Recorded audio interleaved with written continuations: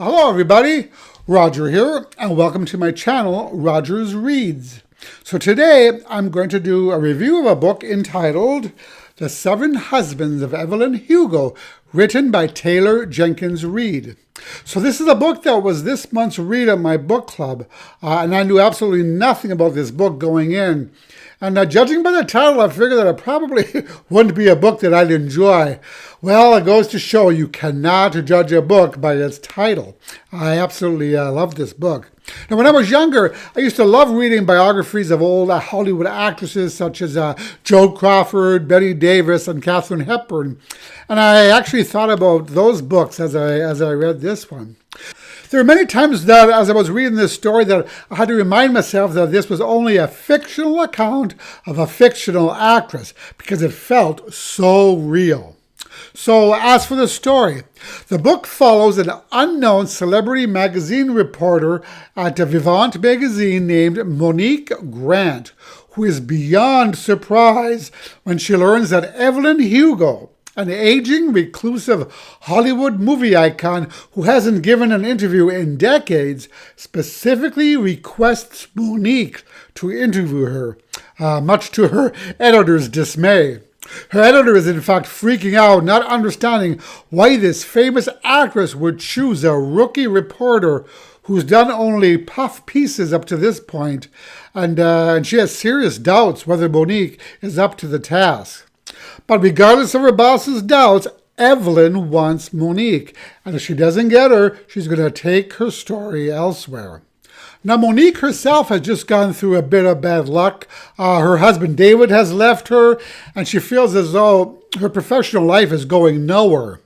But regardless of why Evelyn has selected her to write her story, Monique is determined to use this opportunity to move her career forward. But once Monique arrives at Evelyn's luxurious apartment, she learns that Ms. Hugo does not, in fact, wish Monique to interview her at all. What she wants is for Monique to write a story, a book, of Hugo's entire life story, a story that nobody else knows, and a project from which Monique could make millions and millions of dollars. So what else can she do but agree? So Monique then becomes Evelyn Hugo's biographer.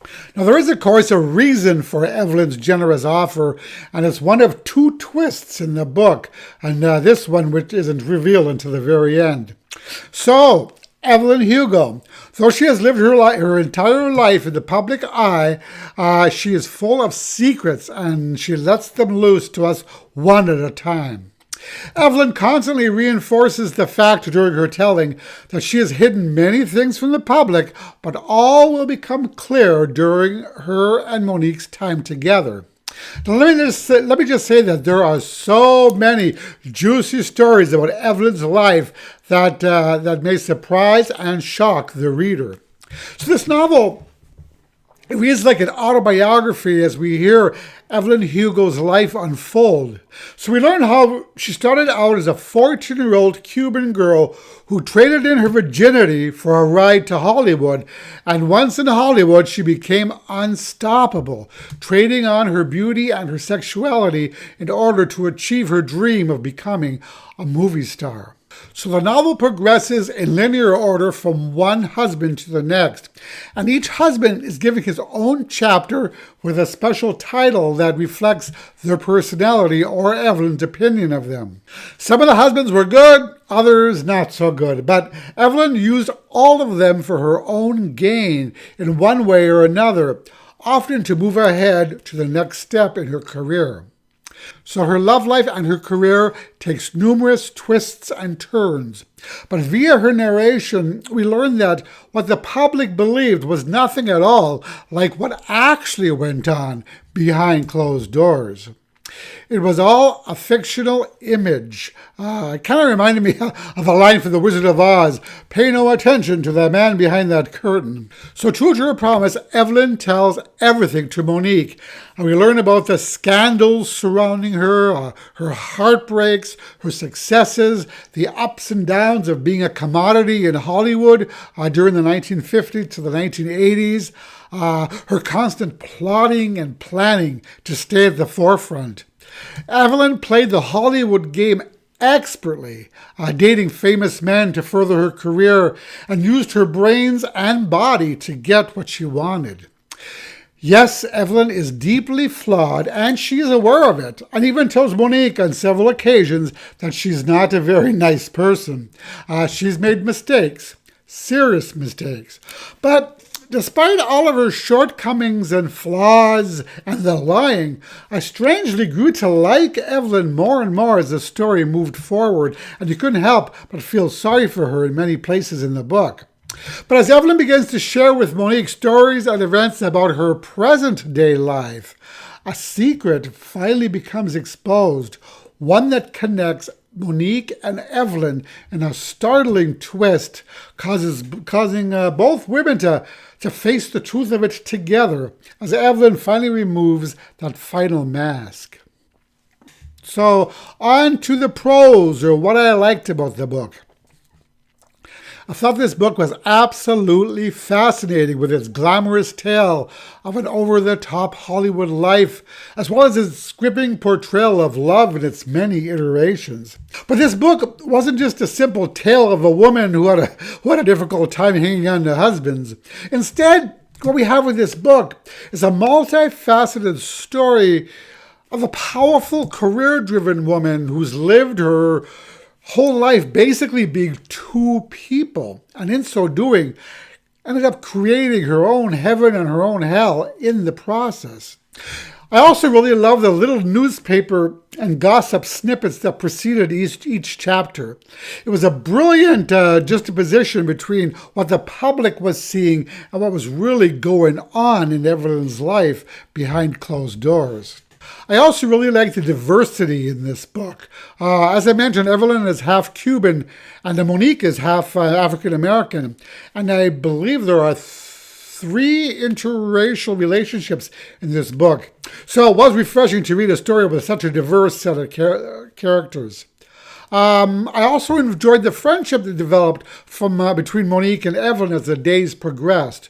There grew a closeness and an intimacy between the two of them as Monique learned more and more about the actress's life and how she had to sacrifice her happiness many times over. So Evelyn, now at the end of her life, has come to terms that all the money, all the fame, all the glory, all those phony people fawning over her really meant nothing at the end of the day. Because Evelyn gave up the life she really wanted for the fame she so desperately sought after. And in the process was never really able to obtain what it was that she really wanted, the love of one very special person.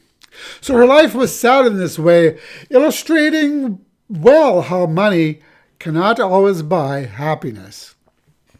So on to the cons, what I didn't like about this book.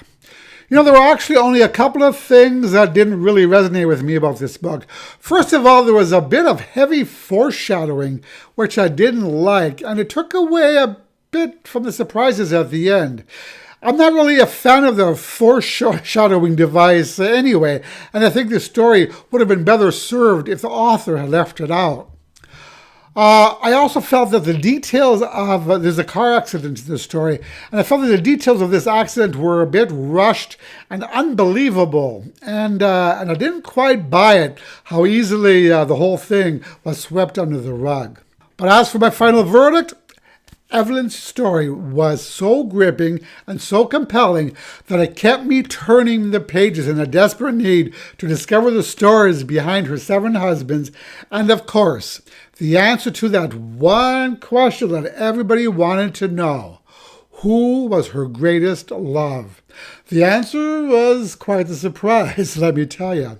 So this book had it all, from excessive ambition, romance, love, betrayal, abuse, injustice, non-traditional families, race, misogyny, competition, to survival in a difficult world.